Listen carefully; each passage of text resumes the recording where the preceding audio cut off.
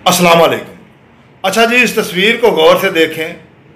ये पाकिस्तान के पहले चीफ जस्टिस मियां अब्दुल रशीद साहब हैं। अपनी मुलाजमत के आखिरी दिन इन्होंने अपनी कलम से स्याही ये कहकर खाली कर दी कि ये स्याही मुल्क की अमानत है और मैं ये स्याही अपने साथ लेकर नहीं जा सकता। ऐसे लोगों की वजह से पाकिस्तान ने 1960 में जापान को 12 करोड़ रुपए कर्ज दिया था और आजकल हमारी अदालतें और जज साहिबान ऑडियोज़ वीडियोज़ लीक हो रही हैं, अदालती फैसले कहीं बाहर हो रहे हैं और लोग पूछते हैं कि पाकिस्तान तरक्की क्यों नहीं कर रहा। सबसे पहला सवाल उठता है निज़ाम अदल पर।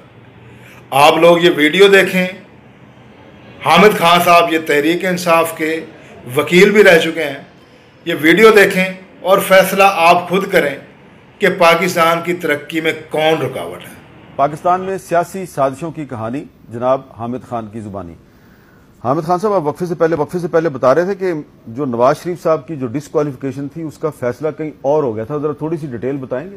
देखिए, उसमें बुनियादी तौर पर जैसे आपको याद होगा डॉन लीग्स का एक हुआ था एपिसोड, स्कैंडल हुआ था और फिर वो दबाया गया।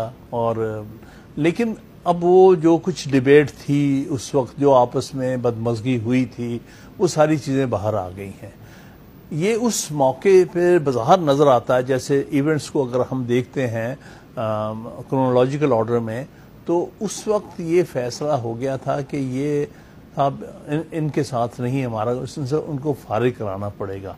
वो तो बाई चांस उस ज़माने तक जब ये सारा मामला हुआ है तो पनामा पेपर्स लीक्स आ चुके थे, लेकिन अभी ये फैसला इस दर्जा नहीं हुआ था क्योंकि शुरू में जुडिशरी की तरफ से भी बड़ी ही नेगेटिव पहले आए थे रिएक्शन। यानी जस्टिस जमाली साहब ने कहा था कि हम किसी सियासी मामले में नहीं पढ़ना चाहते, लेकिन आहिस्ता सुप्रीम कोर्ट ने कैसे अपने आप को इवॉल्व किया है इस मामले में, वो मैंने ज़्यादा डिटेल में अपनी जो किताब है हिस्ट्री ऑफ जुडिशरी, जो ऑलरेडी सेकेंड एडिशन, उसमें बताया है डेट वाइज कैसे चीज़ें तब्दील होती चली गई और किस तरह से वो अल्टीमेटली वो जो मकसद अचीव करने थे वो अदलिया के जरिए हासिल। तो इसका मतलब ये है कि जो नवाज शरीफ साहब को सुप्रीम कोर्ट के जरिए डिस्क्वालीफाई करवाया गया, वो फैसला एक्चुअली कहीं और हुआ था, जुडिशरी सर्विस इस्तेमाल हुई।